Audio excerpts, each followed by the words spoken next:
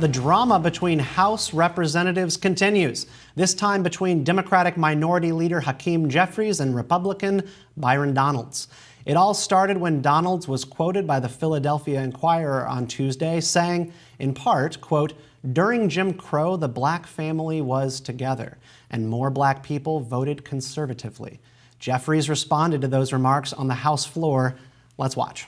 The so-called leader has made the factually inaccurate statement that black folks were better off during Jim Crow. That's an outlandish, outrageous, and out-of-pocket observation. How dare you make such an ignorant observation? You better check yourself before you wreck yourself. Congressman Donalds didn't appreciate Jeffries' characterization of his comments, and he said this in response. America, Joe Biden's campaign is lying to you once again, and they're gaslighting. Now they're trying to say that I said black people were doing better under Jim Crow. I never said that. They are lying. But why would you be surprised? Because they always lie. This is the same Joe Biden that said, if you don't vote for him, then you ain't black. The man is a liar. Sorry, just call it what it is. What I said is that you had more black families under Jim Crow. And it was the Democrat policies under HEW, under the welfare state, that did help to destroy the black family. That's what I said. And I also said you're seeing a reinvigoration of black families today in America. And that is a good thing. So don't listen to the lies from the Biden administration. So let's start with the Byron Donalds thing, which I think we have different perspectives on. And I found his explanation somewhat disingenuous. And I think he was clearly trying to minimize Jim Crow and the horrific discrimination that black Americans suffered then, and to suggest that because there may have been, I don't know what he means exactly, lower rates of single parenthood, for example, that should somehow be looked back upon nostalgically, which seems a ludicrous position to me. Yeah, looking back on our past is nostalgically is a thing that people love to do, and you will almost always fall on your face if you try to do that. A little piece of advice to all politicians, if you're watching, please don't reference Jim Crow and that era as ever being better in any way. It's just not something that you can survive politically. But I'm reminded of just a couple of years ago, Joe Biden and AOC were talking about how Jim Crow is going to return. And then they had to endure the same sort of press saga where Tim Scott from South Carolina, black Republican senator, goes out and he says, I keep hearing the references to Jim Crow, and I ask myself how many Americans understand what Jim Crow was. It's offensive, not just to black Americans, but to Southerners who were living in that. And it was dystopian. There's no way that you can win as soon as you reference that stuff. But I think it's worth taking as carefully as possible what Byron Donalds was saying with some degree of seriousness, which is that Hakeem Jeffries, he put the spin on it, which was black Americans were better off under Jim Crow. We read the quote. That's not what he said. He said specifically black families were together. So he's talking about family formation, single father or single parenthood, kids without dads, that kind of stuff. Very common fare for Republicans and particularly black conservatives.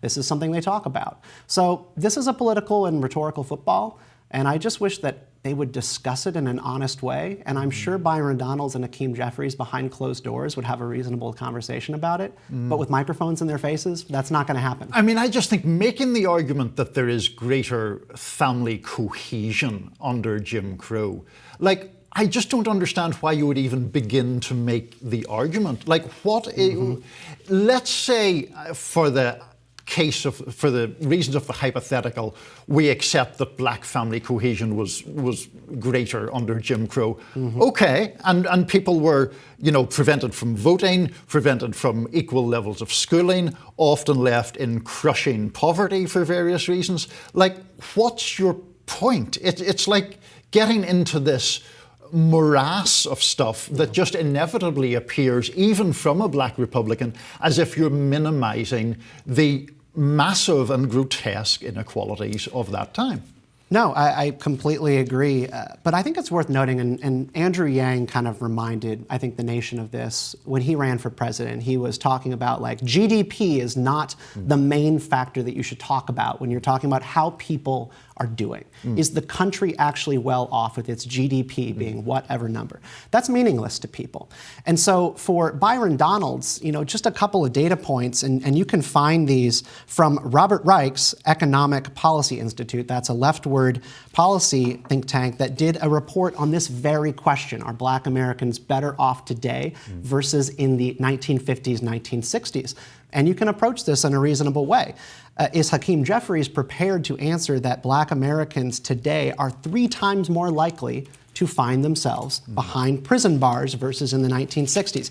In 1968, just after the end of Jim Crow, you had 604 out of every 100,000 Black Americans going through the prison system. As of 2016, that's 1,730 out of every 100,000. So right there, you're just talking about 2 time periods, one where people are likely to be incarcerated, one where they're not. And that's families being broken up, that's kids without dads.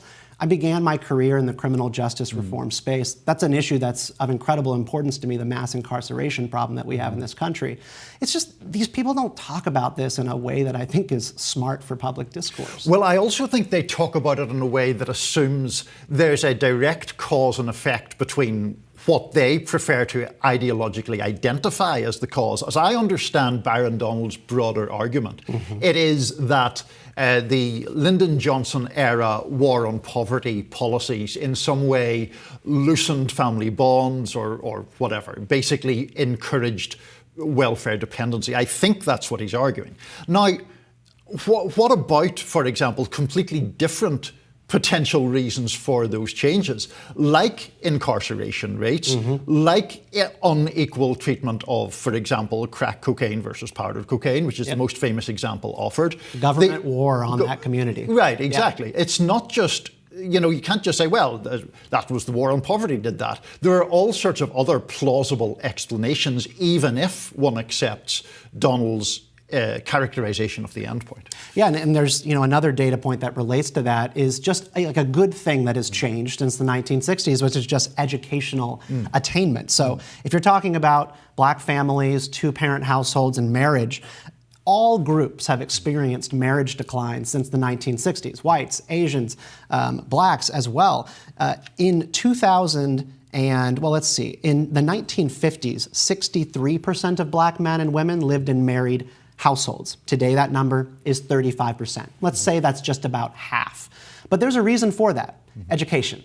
More people go to school. More people complete high school, go on to get higher degrees, and enter the workforce. So it's affecting everybody. So you can't really just say, boom, people were better off in the 1960s. You're also better off with more education and more economic opportunity. But there are costs to that, which is family formation, things like fertility, childbearing is like we're under replacement rate at this point, right?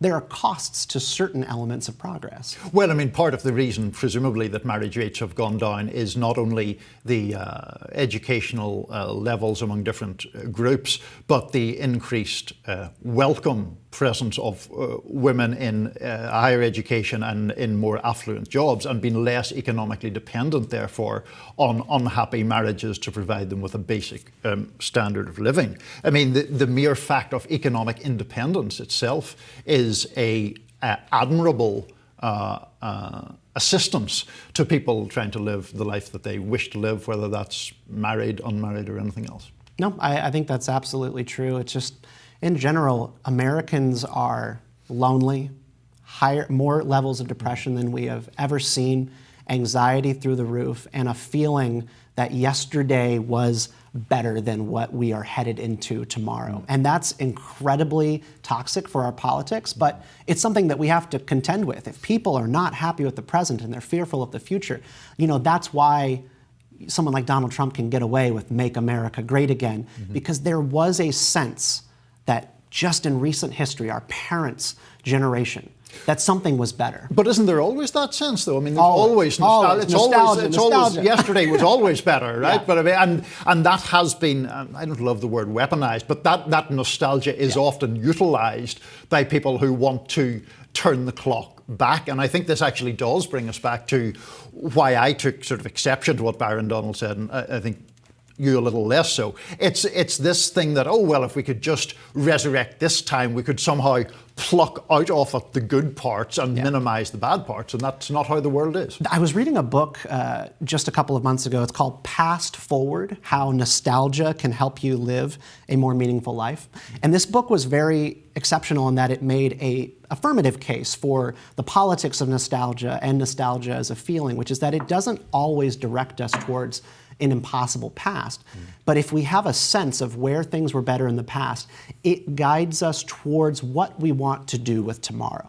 It actually gives us a sense of, okay, if there was more family formation, married households in the 1960s, what can we do to actually get people to do that? And it might guide you towards talking about marriage tax credits. It might guide you towards talking about universal daycare, stuff like that. These are ways that we think about tomorrow by knowing that the past had something worth offering.